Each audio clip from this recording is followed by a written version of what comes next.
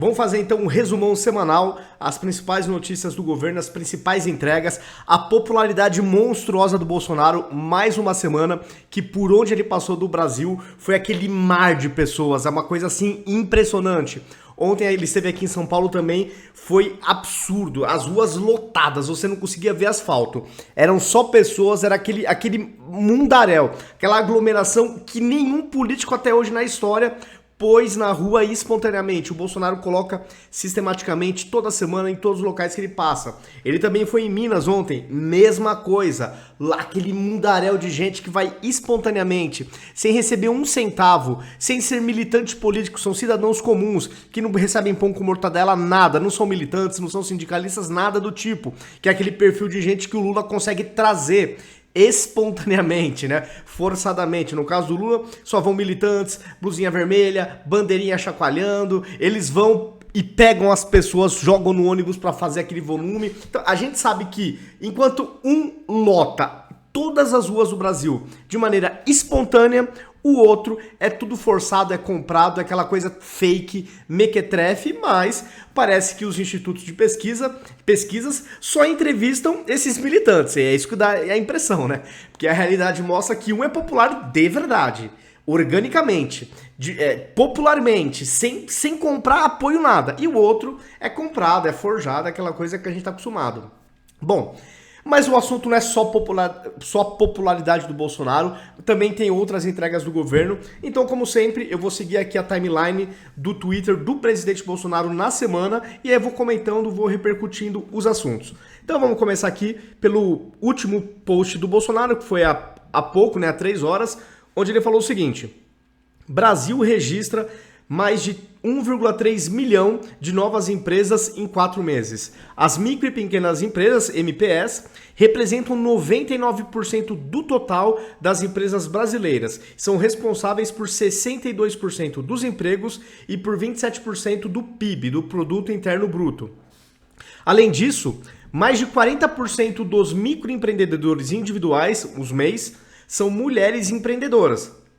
Isso graças à resiliência do trabalho brasileiro e ações do governo federal, como desburocratização, e isso é uma frente que o Bolsonaro, o governo dele tem de fato se empenhado em desburocratizar o Estado brasileiro, digitalizações de serviços e a lei da liberdade econômica. Entrando agora para a popularidade, né, para as ruas, onde o Bolsonaro não se aguenta e vai para os braços da galera. Aqui foi ontem, sábado, em Minas, né? Ele teve em Minas e em São Paulo. E nos dois locais foi aquele absurdo, aquela aglomeração violenta. Eu vou dar play aqui no vídeo, mas eu tirei o áudio dos vídeos, eu não vou colocar o áudio de fundo, porque alguns têm música, tem sons, e aí dá problemas com direitos autorais nas plataformas. Mas de qualquer forma, dá pra gente ver. Então isso aqui é em Minas, olha isso. Bolsonaro ontem... Eu confesso que eu fico até preocupado com o Bolsonaro ficando acima de todo mundo, porque ele vira um alvo fácil, né? Você acha que não tem Adélios louquinho pra terminar o serviço que o Adélio original não conseguiu em 2018? Eu não tenho dúvidas. Tá aqui o Bolsonaro ainda em Minas, é uma coisa impressionante. Impressionante. Eu nasci em 82, de lá pra cá nunca existiu na história algum político que lotasse todas as ruas do Brasil. Então, para cada meia dúzia de gato pingado, você tem milhares aplaudindo e apoiando. É uma coisa impressionante. Então, isso aqui foi em Minas, Uberlândia, na data de ontem, 9 de julho, o Bolsonaro em Minas. O próximo vídeo vai ser de São Paulo, é uma coisa assustadora. O que ele juntou de gente aqui em São Paulo, meu Deus do céu. Vamos pro vídeo de São Paulo, então, porque esse é sensacional.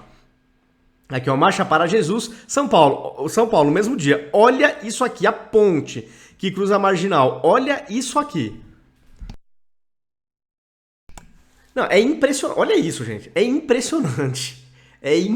Tudo espontaneamente, verde e amarelo, bandeira do Brasil. Você não tem aqui militante, que nem teve no movimento do Lula, com bandeirinha, com camisetinha vermelha, militante mesmo. Não, aqui é povo, é cidadão comum, que tirou parte do tempo disponível no seu final de semana para descansar, tirou para apoiar o Bolsonaro. Aqui são vários ângulos, diversos locais. Aqui voltou a da ponte também, a câmera vai dar um 360, para vocês verem que não é só aqui na frente que tá esse formigueiro humano, esse mar de gente. em outros lugares. Não sei se daqui a pouco vai estar tomada a 360 graus.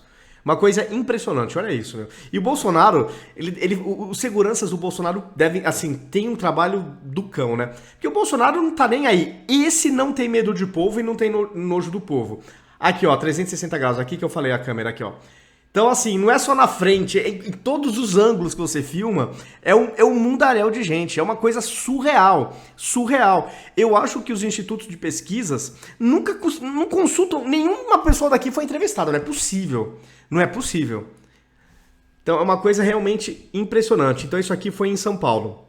A própria CNN também fez até uma tomada que me chamou a atenção, né? Porque é um milagre eles terem mostrado isso. Então eles colocaram um frame à esquerda com a aglomeração que o Lula fez. Foi uma calçada de militantes, pessoal com blusinha vermelha e bandeirinha de sindicato. E no frame à direita, o Bolsonaro, aquele mundaréu de gente. Quando era do Lula, era com zoom, que era para encher a tela com pessoas, porque se tirasse o zoom, você ia ver espaços vazios na calçada. O do Bolsonaro, a tomada era toda sem zoom, porque você não viu o fim, era um mar de gente. Entendeu? Então foi emblemático ontem essa reportagem curta da CNN, porque numa imagem só, a gente tinha a popularidade daquele cara que os institutos, apenas os institutos, dizem que é o primeiro, que é o Lula, que no mesmo dia, isso foi legal, Lula e Bolsonaro fizeram eventos no mesmo dia. Um foi um fiasco total, foi um vexame, uma vergonha. O outro foi aquela popularidade absurda, estrondosa, que é em todos os locais onde passa o Bolsonaro. Então não adianta, pessoal. Os institutos tentam nos empurrar goela abaixo uma realidade que não existe, mas que eles estão construindo com o auxílio da imprensa. E até mesmo do TSE, eu fico com essa impressão. Mas não tem como. O Lula não tem. Ele não tem outro cenário possível a não ser uma derrota acachapante em primeiro turno. Não tem conversa. Não põe ninguém na rua e o pouco que vai é comprado, é ônibus que o próprio partido vai colocando gente lá, dando R$50 para fazer um volumezinho. E o outro são cidadãos espontaneamente que participam. Então é Bolsonaro no primeiro turno. Seguindo aqui com as postagens do presidente.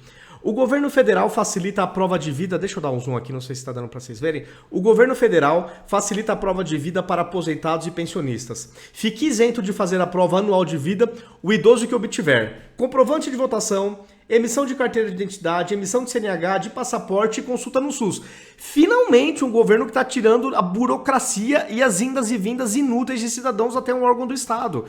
Isso aqui, obviamente, é um comprovante de que a pessoa está viva. Se ela fez qualquer uma dessas coisas, que bom que o sistema já identifica que ela está viva, não precisa fazer a prova de vida. Ainda mais para idoso que fica cada vez mais difícil sair de casa, por razões óbvias. Então, palmas para o Bolsonaro que segue desburocratizando e facilitando a vida dos cidadãos.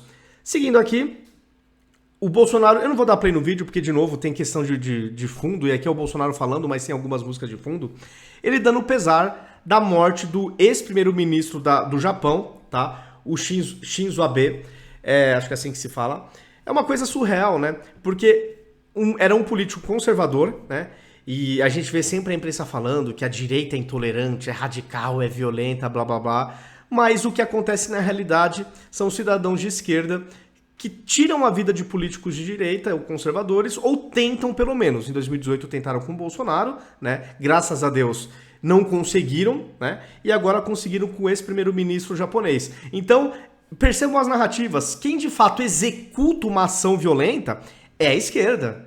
Eles que vão para as vias de fato. E para a esquerda é isso que me incomoda. Os fins justificam os meios. Então, se for para uma coisa que eles acreditam muito, pode tirar a vida de cidadão, pode fazer o que for, roubar, saquear o Estado, não tem problema, porque os fins justificam os meios. A moral da esquerda, ou de uma parte importantíssima da esquerda, é altamente flexível. E isso é deplorável. Isso é totalmente deplorável e antidemocrático também. Seguindo aqui nos tweets do Bolsonaro, ainda em relação ao ex-primeiro-ministro, recebo com extrema indignação e pesar a notícia da morte de Abe Shinzo, do ex-ministro, né, que é o arroba do Twitter dele. Líder brilhante e que foi um grande amigo do Brasil. Estendo à família de Abe, bem como aos nossos irmãos japoneses, a minha solidariedade e desejo de que Deus cuide de suas almas neste momento de dor. Com sinal de nosso respeito ao povo japonês, de reconhecimento pela amizade com o Brasil e de solidariedade diante de uma crueldade injustificável, mas para a esquerda os fins justificam os meios, Decretei luto oficial em todo o país durante 3 dias. Que seu assassinato seja punido com rigor. Estamos com o Japão, né? Então a esquerda sempre né, é paz e amor, né? É John Lennon, né? Aquela coisinha toda, mas só que não, né? Só que não. Seguindo aqui nos tweets do Bolsonaro, aqui é uma thread.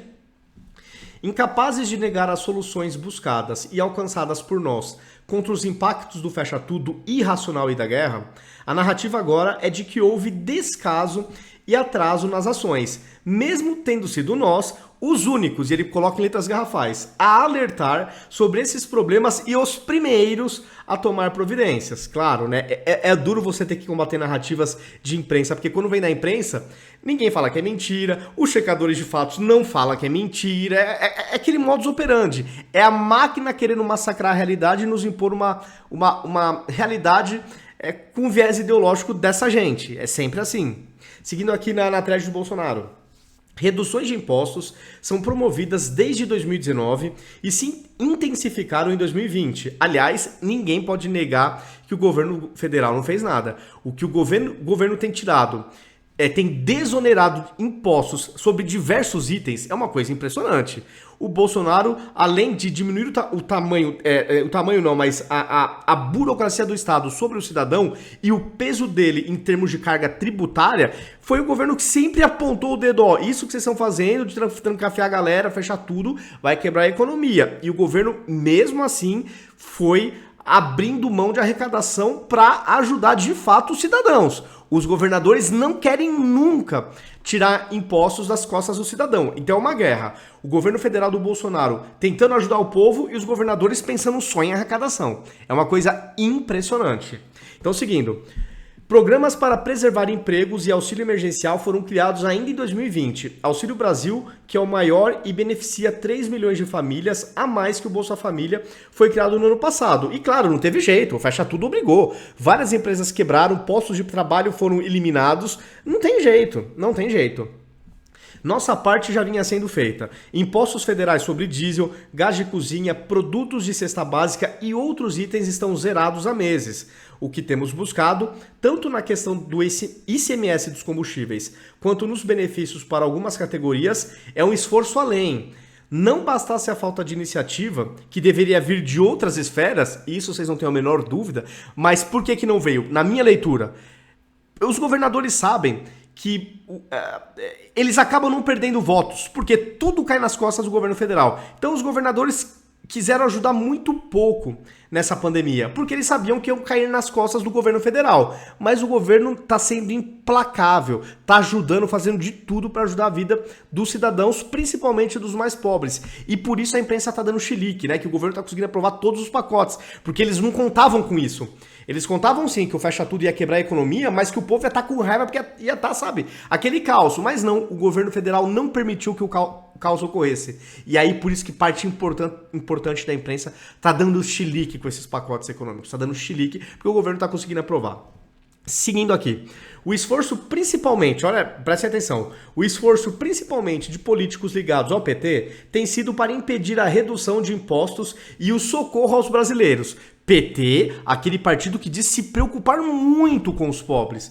Eu acho que até se preocupa mesmo, quer que eles continuem bem pobres para serem massas de manobra deles se um dia voltarem ao poder.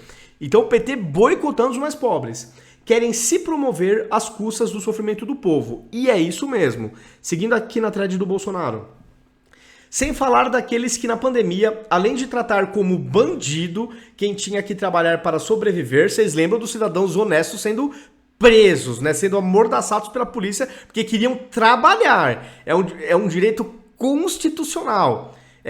Eu tava vendo o Ivan Sartori falar que nem em estado de sítio, em estado de guerra, um cidadão pode ter o seu direito ao trabalho cerceado. Olha isso. E ele e o povo, o cidadão de bem, foi tratado que nem criminoso, né? Seguindo aqui. A tragédia era anunciada, mas parte da imprensa preferiu ser parceira da demagogia. Não tenham dúvidas. Não tenham dúvidas. A consequência para alguns foi voltar para privada. Por fim, a esquerda não precisa criar narrativas para falar sobre atraso. Basta falar das obras atrasadas que o PT abandonou há anos, como a transposição do Rio-São Francisco, e que foram retomadas e que estão sendo concluídas por Jair Messias Bolsonaro. Quer eles queiram ou não. Isso é fato. O governo Bolsonaro tem um espírito tão estadista que olha isso, é uma coisa surreal. Que o ex-ministro da Infraestrutura, futuro governador de São Paulo, Tarcísio Gomes de Freitas, era acusado de terminar obras de governos passados. Mas, meu Deus do céu, obras de infra, muitas delas perpassam governos. E é obrigação de um governo estadista terminar. O problema das principais obras do PT é que, ainda que eles tenham ficado 13 anos no poder, as principais obras que começaram no primeiro mandato do Lula nem sequer terminaram até o momento do impeachment da Dilma. É uma coisa surreal. E muitas delas, além de estarem hiper atrasadas, o orçamento dobrou, triplicou. Por quê? Será que teve muito desvio de dinheiro? Fica com vocês a reflexão. Seguindo aqui nos tweets do presidente. Deixa eu voltar aqui, que eu estava aqui na thread. Vamos lá. Aqui eu não vou dar play, porque também, se eu não me engano, tem música de fundo, então infelizmente não vai dar para dar play. Para quem não assistiu a live do presidente essa semana, aqui tem o link da live. Recomendo, sempre com informações importantes do presidente, tá? Aqui, o Bolsonaro perguntando, fraude, o terceiro lugar merecia a vitória. Primeiro lugar... Ah, tá. Sim, isso aqui é o campeonato que teve de quem era mais parecido aí com o empresário Luciano Hang. Seguindo aqui nas threads do Bolsonaro. Deixa eu pegar aqui a sequência, vamos pegar a sequência completa. Então vamos lá. Algumas realizações do governo federal nos últimos anos. Então vamos lá. Não é só no ano de eleição, não. Dos últimos anos. Compartilhe a verdade. Eu já tô aqui fazendo minha parte, gravando vídeo. Divulguem, peguem o link desse vídeo, mandem para o WhatsApp, mandem para os grupos. Vamos divulgar aquilo que a imprensa não dá o devido destaque. Quando nem sequer divulgam. Vamos lá. 1. Redução recorde de homicídios e crimes violentos. 2. Apreensão recorde de drogas. Não sei se essa palavra pode falar, mas enfim, drogas. Maior programa de privatização da história. 402 bilhões em privatizações, concessões e desestatizações. Isso porque a gente estava nesse contexto de pandemia e guerra, tá? É sempre a gente lembrar desse contexto. 4. Extinção de 27 mil cargos públicos. Será que se a esquerda estivesse no poder, o Haddad, seria extinção ou criação de mais 30 mil cargos públicos? O que vocês acham? 5. Redução do desemprego de 14% para 9%. Isso aqui é impressionante, porque quando a Dilma foi empichada, não tinha guerra, não tinha pandemia, não tinha nada. Era só a incompetência e a roubalheira petista. Ela saiu do poder com 13% de desemprego, 2 dígitos. A gente acabou de sair de uma pandemia, estamos numa guerra e caiu de 14 para 9. Estamos em 1 dígito. Percebam que a incompetência e a ladroagem petista é pior do que tudo que a gente passou no passado recente. Olha que coisa surreal. E o establishment querendo o PT de volta. É inexplicável. Nunca foi pelo povo, nunca é pelo povo. É uma coisa impressionante. 6. Lei de liberdade econômica. 7. Criação do PIX, que diminuiu absurdamente o lucro dos bancos. Enquanto o Lula deixou os banqueiros felizes da vida, o Bolsonaro não está deixando. E será que também esse é um dos motivos do establishment não querer o Bolsonaro de volta? Reflexão para vocês. Reforma da Previdência. Marco do saneamento básico, marco das ferrovias, marco do gás, marco das startups. Sistema de balcão único, abertura de empresas em poucas horas, que é a desburocratização do Estado, que é uma obrigação do governante, mas que ninguém fazia. O mundo hoje está digital. É inaceitável que coisas não sejam resolvidas em poucas horas. Coisas que não requerem, de fato, um processo necessariamente burocrático. 14ª, nova lei de falências. Melhora da posição 124 para 65 no ranking Doing Business do Banco Mundial. Digitalização de serviços. Redução de burocracia e mais celeridade no atendimento à população. Digitalização dos cartórios. Realmente, finalmente, né? Bolsonaro fez. Revogação de 23 mil atos normativos. Corte de burocracia e gastos. Venda de imóveis da União. Só com isso, com essas vendas, foram arrecadados mais de 100 bilhões de reais. Lei de combate à fraude previdenciária. Lei das assinaturas eletrônicas. Reconhecimento de assinaturas eletrônicas em documentos, contratos e etc. Sensacional, porque começa a matar o papel, né? E envolve também a questão ecológica das árvores. Nova lei de licitação. Vem de transferência de veículos por meio digital. Finalmente, o governo Bolsonaro fez. Adesão do Brasil ao Acordo de Contratações Governamentais, GPA, que permitirá a participação de empresas estrangeiras em licitações no Brasil e de empresas brasileiras em licitações no exterior. Início do ingresso do Brasil na OCDE. Eleição do Brasil para o Conselho de Segurança da ONU. Abertura do primeiro escritório regional da Organização Mundial do Turismo nas Américas. Extinção da Unasul e criação do Prosul. Conclusão das negociações dos acordos comerciais entre União Europeia com o EFTA. Maior fluxo de comércio da história. Isso porque estamos vivendo nessa crise mundial. Esse contexto a gente nunca pode esquecer. E olha o que o governo conseguiu fazer mesmo assim. E não só isso, com o judiciário atrapalhando no que pode o executivo, que é uma coisa inédita na história do Brasil. São ministros militantes, políticos. Então, não bastasse o contexto internacional, mundial dessa crise global, a gente tem também o STF não deixando o executivo governar, o que é impressionante, o que é inconstitucional. Então nunca se esqueçam que, apesar dessa pilha toda de entregas do governo, foi apesar disso tudo, o que é uma coisa realmente assim heróica que eles conseguiram fazer. Maior superávit comercial da história, Brasil como um dos 5 principais destinos de investimentos externos de 2019 a 2021, acordo de salvaguardas tecnológicas que irá fazer de Alcântara um dos centros de indústria aeroespacial. Conclusão de mais de 5.000 obras de infraestrutura, mais de 1.000 obras para melhorar a infraestrutura turística do país. Entrega da transposição do Rio São Francisco e de dezenas de outras obras que garantem o acesso da população nordestina a recursos hídricos. Reabilitação do modal ferroviário com o marco das ferrovias e programa Pró-Trilhos. 30 contratos para a construção de novas ferrovias. Investimentos de 133 bilhões de reais.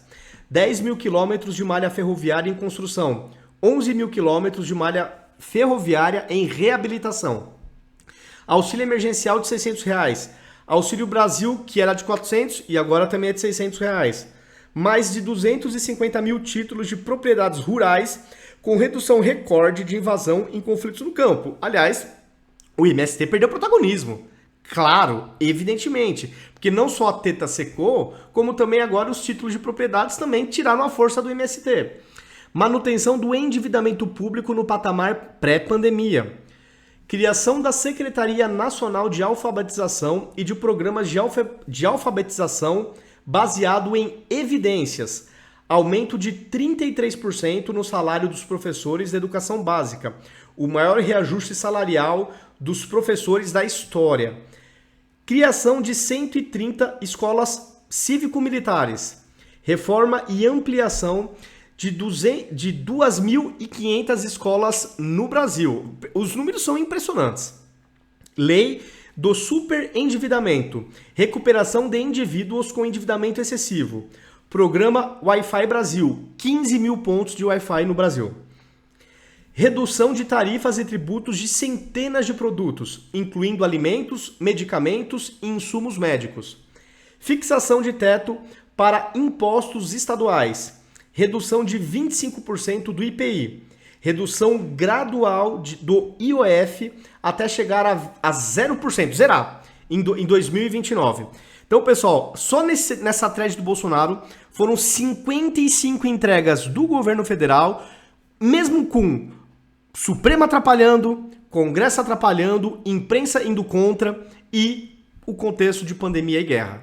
Olha o que o governo conseguiu executar. E o povo reconhece isso e não é à toa que milhares vão às ruas para receber o Bolsonaro onde quer que ele esteja no Brasil.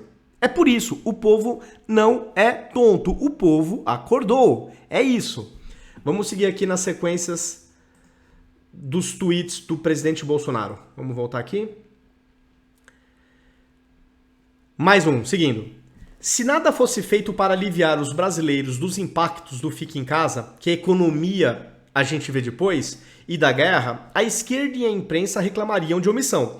Como estamos fazendo, reclamam de eleitoreiro. É simples. Quanto pior for para o povo, melhor para se promoverem. Mas não tenha dúvida, a esquerda cresce sobre cenário de desgraça. Como não está ocorrendo, apesar das tentativas dos governadores, da imprensa, do STF de fechar tudo e quebrar o Brasil, não deu certo, então eles são desesperados.